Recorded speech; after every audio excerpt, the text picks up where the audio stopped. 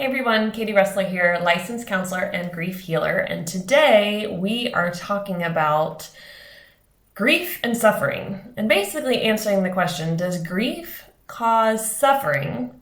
And then from that, why do we suffer so much in our grief? So the past couple months, I've asked you guys a lot of questions about grief, and one of those was sort of like, how do you describe grief, or what adjectives would you use for grief? And I was impressed by how many people talked about suffering and grief and attached the two together and said that grief causes suffering. And it was amazing to me how many people responded this way, because I really was, I know we all sort of in the back of our minds think grief and suffering and we put the two together. But to have sort of that outpouring of like, grief causes suffering, grief is suffering. It really blew me away because I thought, oh man, this is part of why grief has such a bad reputation. Let's talk about that. So, does grief cause suffering? No. I say that because grief does not cause the suffering. We cause the suffering. And why that is because we are the ones that put grief into this like box, or we kind of look at it through certain lenses that make us see grief in such a way that it causes suffering. Prolonged emotional disturbances like lots of crying, depression, feeling anger for long periods of time, frustration, irritation, the shock when you experience that loss or finding out you've lost your job or whatever it might be. That experience is where we start to go, well, it causes suffering. But truly what happens, it is how we believe we should be experiencing loss and life challenges. It's how we believe suffering actually looks. If we went back to caveman time and we said, if we could communicate with them, what is suffering to you? It would probably be like, I've just been clawed by a tiger and I'm suffering. I am in physical pain and I am suffering. And nowadays, we almost prefer physical pain over emotional pain, because with physical pain, we know typically that suffering will pass. We know we can go to the doctor, or we can go to a nurse and we can ask for help and medicine or different things to heal that part of our body. But emotional suffering, we get scared of. We don't know how to handle. And maybe we saw people handle it when we were younger in really poor ways, whether it be through addiction or through, like we talked about yesterday, escape, which I call escape addiction. We get into this sort of pattern of wanting to do it often. Filling their schedule with so much so that they stayed so busy that they would almost have these huge breakdowns when their body would be like, please just let me grieve. Let me experience what's going on. Stop filling our schedule with so much. Or you find the people who eat a ton, drink a ton, shop a ton, whatever it might be. We have these bad examples of how to handle grief. And we see like it's something we want to avoid. We want to avoid feeling so negative. Even marketing is like so, especially with food, oh my gosh, food and certain products of making you feel better. You need this in order to no longer suffer or struggle. But why is suffering something we believe we cannot endure, handle, or even need in our lives? Why do we get so scared and we want to protect our kids from suffering emotionally? I can understand physically completely, but why not allow them some experience with emotional suffering so that they become stronger? If we went back to caveman time and said, well, we believe that suffering is related to lots of emotions that just sit there for a long time and we just don't know how to get through them, I think we'd be laughed at. Rightfully so. Their life is in danger. Ours is just emotional baggage we haven't figured out how to work through. So when people say that grief causes suffering, I like to say actually that we cause the suffering in grief. Grief brings a lot of emotion with it. I shared yesterday that my 6-year-old came into the bathroom once crying, going, "I miss Grandma Helen."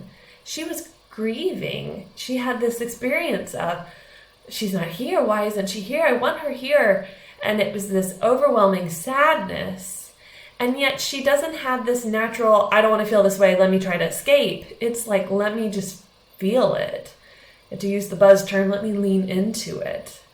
And so I learned from watching, and I've worked with kids for many years in therapy, but these kids, they don't try to escape it. They don't see it as suffering. They see it as normal. Like, I cry, I experience, I'm angry, I get these things out, and then I go play, I go about my day. So at what point did we shift into these emotions cause us suffering?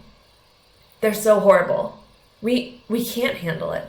I can't tell you how many friends would just say to me, like, this is just so horrible, I don't think I can endure anymore. And I just like, be careful what you say. When you put those things out into the universe, sometimes the universe likes to say, well, let's see. Because we actually are so freaking strong. We are so capable. And yet, something has told us we're not. So what actually causes the suffering and grief is us. It's our belief systems about what grief and life challenges should look like. It's the victim mentality sometimes that we roll into of, oh, why is this happening to me? I can't take any more happening to me. And wow. And yet to our friends and our family, we say, oh, you are so strong. Look at all the things you've gone through. You're so capable. I know you can handle it because I've seen what you can do. And we don't look at ourselves in the mirror and say the same things. We say, I can't.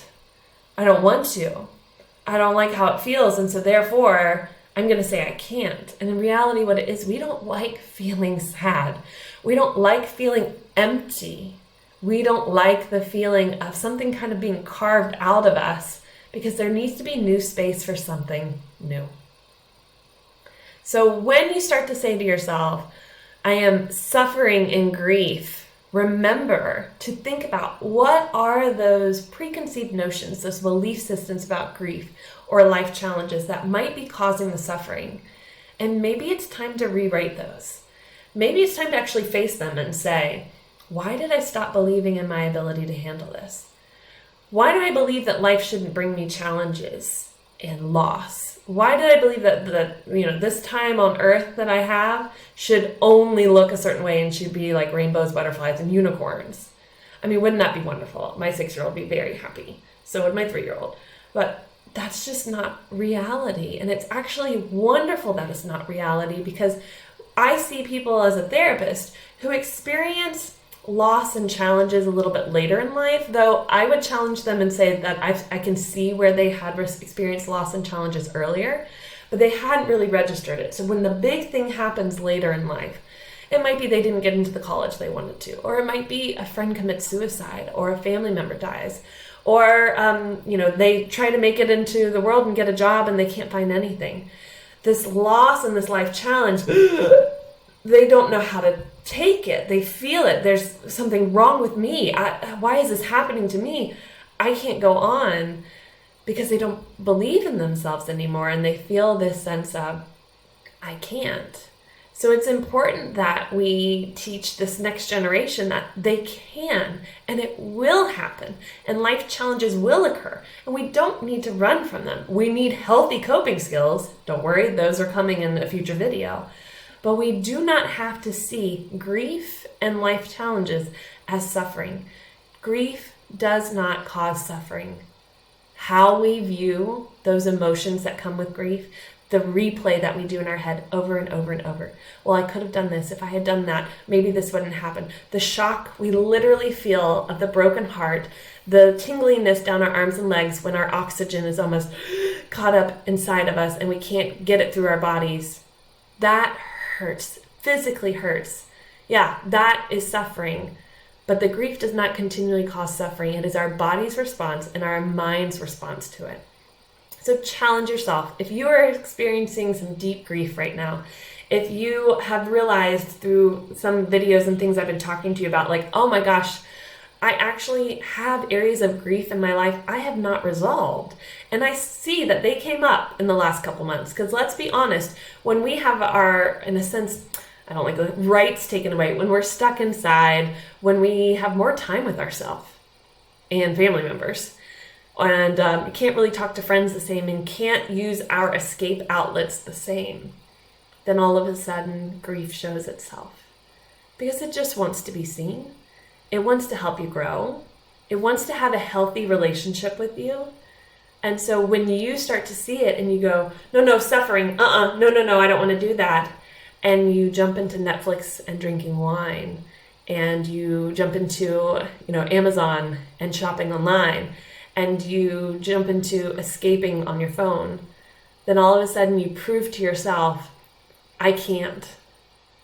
Challenge yourself and tell yourself, I can, just like you would a friend or a family member. You can endure any grief that comes up, and it might be deep-weighted and it might hurt.